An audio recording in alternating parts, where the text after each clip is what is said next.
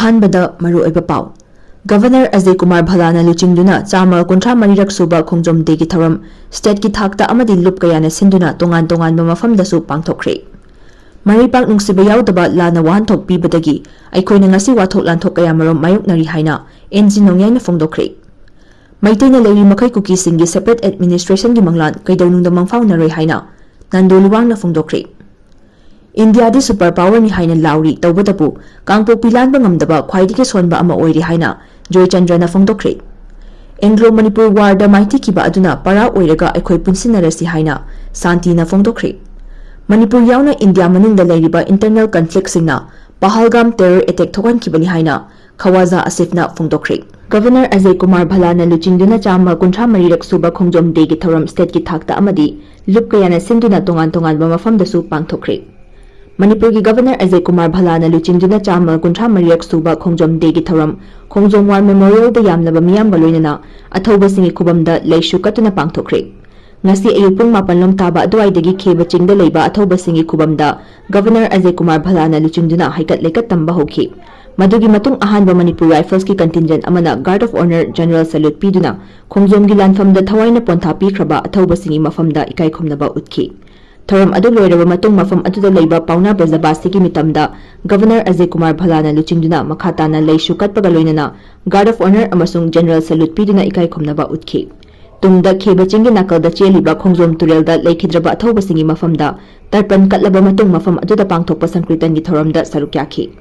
Makhatana Khongjom War Memorial Complex ki lampakta Governor Ajay Kumar Bhala amadi Chief Secretary Prasant Kumar Singh hana mathang sitna Chief Guest amadi President oiduna Khongjom Lan Ningsing Numit ki mapung oiba thoram pangthoki. Ngasigi thoram aduda CLP leader Okram Ibobi, Lok Sabha gi MP Dr. Angomcha Bimol Akoijam, former Minister Thongam Biswajit yauna lamdam asigi MLA Singh, Police amadi tongan ba department ki officer Singh amadi lamdam asigi miyoy lising kayana saruk yakhi. Metei na Leiri Makhei Kuki Singgi Separate Administration gi Manglan KEIDOUNUNGDA Mangfao Naroi haina Nando Luwang na phongdokre. Amoko gi Person Federalism Nando Luwang na haikre Metei na Leiri Makhei Chin Kuki Singgi Separate Administration gi Manglan KEIDOUNUNGDA Mangfao na bangamloi. Kumja lising amaga chanipan maudrama thoira sokna kiba Manipur ningtam la ningsing numit ka mari leinana amoko amasung thangmaiban United Clubs na senduna cherau chingda leiba Athoba Singi kubamda pangthokhiba haikat lekat tambagi thoramda wafam asi mahakna phongdokhibani. Mahakna makhatana hai Manipur asi machet tana thugainaba thengkhang kayarak hotnaragliba safu singbu aikoina punna thongna fana thingnaminabagi tangai fadaba lei. Ngasichu Chin Kuki Singna Manipur asi machet tana thugainaba hotnarakli.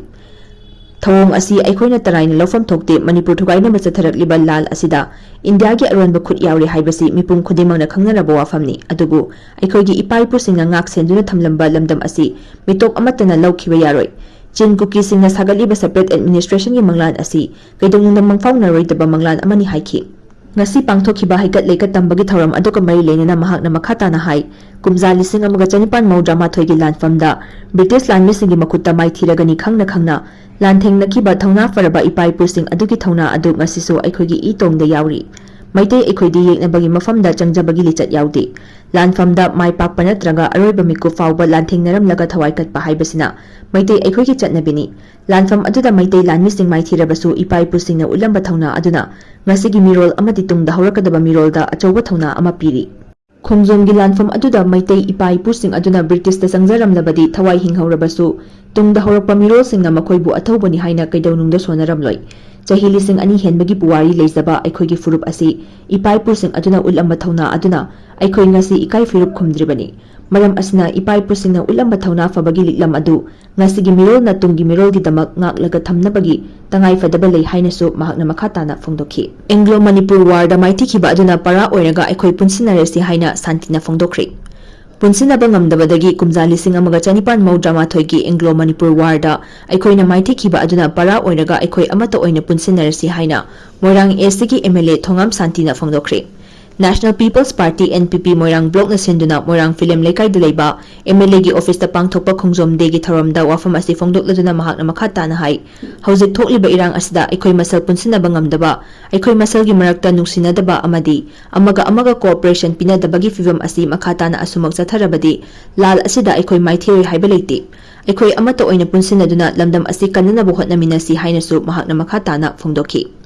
NPP Moirang Block ki Political Affairs Committee ki Chairman S. Kumar amadi NPP Moirang Block ki members singna saruk yaduna pangthokhiba thoram aduda athauba Pauna Bradabasi ki photo da haikat leikat tamlaba matung Thona fana lan soknakiba amadi thawaina ponthapi khraba thauba singi mafamda ikai khumnaba utpa oina minute ama to minute le India di super power ni haina lauri tawbatabu kangpokpi lanba ngamdaba khwaidiki sonba ama oiri haina Joy Chandrana phongdokre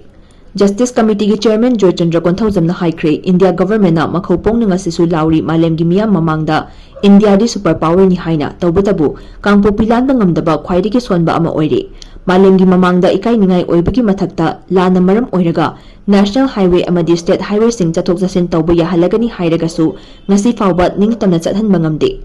Wafam asi Justice Committee on Anglo-Manipur War 1891 Martyrs and Freedom Fighters of Kangleipak Mezer Wangkhai Meiraba Memorial Trust People's Museum Kakching amasung Laisangthim Amu Memorial Trust na Kakching Manawching Lanfamda thawai katkraba Freedom Fighters sing sakhang khidraba Kakching Manawching gi Lanfam gi Anglo-Manipur War 1891 gi lekhidraba singi mafamda haikat leikat tammagi thoram pangthokiba aduda mahakna phongdokhibani Mahakna makhata na hai British na Kangleipak Manipur gi lengak londa khut thingzilakpa yaningdaba phongdoktuna matam adugi konung oiramba Kanglada British officer mga kaklaga hatkhi loinana mayang khangda anisu hatkhi maduna maram oiraga British na Anglo-Manipuri War 1994 gi March 18 da lauthokhi tha amarom kanna soknaraba matung 1994 gi April 18 ta Manipur gi ningtamba mangkhi ngasi pangthokliba Khanongpok Mairam gi achauba lanfam oiriba Kakching gi Manawching da British ki tamu kalamdagi changlakpa masing yamlaba British ki lanmi singa Kangleipak Manipur gi lanmi singa akanba lan soknaki mafam aduda imaleba ki damak Mezer Wangkhai Meiraba amadi Laisangthim Amu loinana sakhang haudaba lanmi kayana thawaina pontha oikhi makhoi gi mafamda awangba thakta ikai khomnabu utpa amadi haikat leikat tambagi thoram asi pangthoklibani haikhi ngasigi thoram aduda Wangkhai SC MLA Thangjam Arun Kumar hanagi MLA Y Surchandra Ipsagi President Maibam Biseswar Kakching Municipal Council ki Caretaker Chairperson Naurem Santi Kumar, descendant of Mezer Wangkhai Meiraba, Wangkhai Mayum Opendro, descendant of Laisangthim Amu, Laisangthim Achaubasu Saruk. Manipur yauna India manungda leiriba internal conflict singa Pahalgam terror attack thokan khibani haina Khawaja Asif na phongdokre.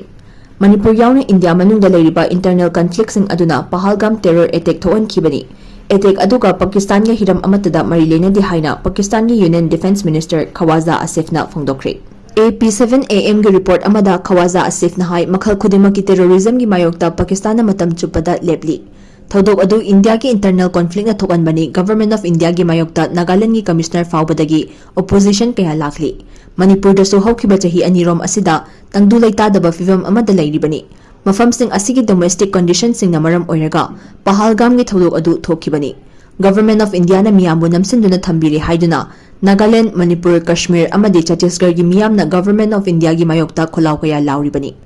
Maram aduna Pahalgam gi attack adu thawong sing asina thokhanba soiduna oigani. Asigumba thodok ama hek tholakpaga Pakistan da hek tamak taina basi laibak thibani haina su mahakna makhatana phongdokhi.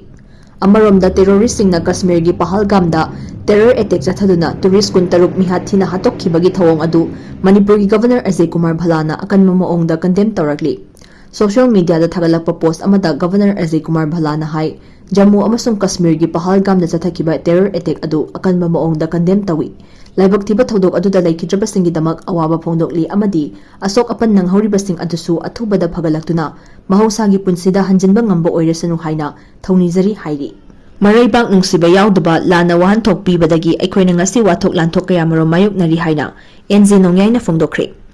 Manipur Cultural Integration Conference na sinduna ngasi Khongjom Day Anglo-Manipur Land 1891 Manipur Land Ban Tengol Lampak Khongjom Thawal District ta leiba laikhidraba sakhang khidraba athauba singi ningsing khubamda haikat leikat tamduna ikai khumnaba utkre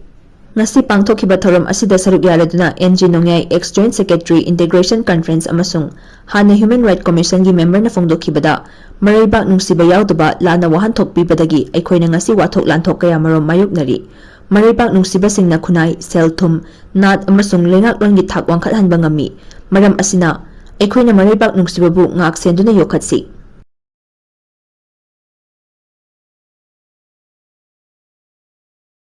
mahakna makha taraduna hai Manipuri singna Maraibak ningtamba lam amasung ngamkhai gi damak lan soknaki ngasi fauba ekhoi amasung state sarkarna leikidraba maribak ningba makhoi singdugi mafamda matik chaba ikai khomnabu utpa palan tawdri haibiyai maram asna state sarkarna mafam chaba amada memorial complex semgatuna makhoibu state ki thakta ikai khomnabu utpa palan tawsi amasung war museum library semgatsi haibu wafamsu fongdokhi ningsing bayai ningsing khubam yung libanung MCI sina ningthau khongdagi purakhibani mafam asi semgatpada thodang lauki hojekti mafam asi Monument and Archaeological Site Act 1976 ki makhada leingak na sinaduna thamle People's Welfare Organization Imphal na daksin badagi numit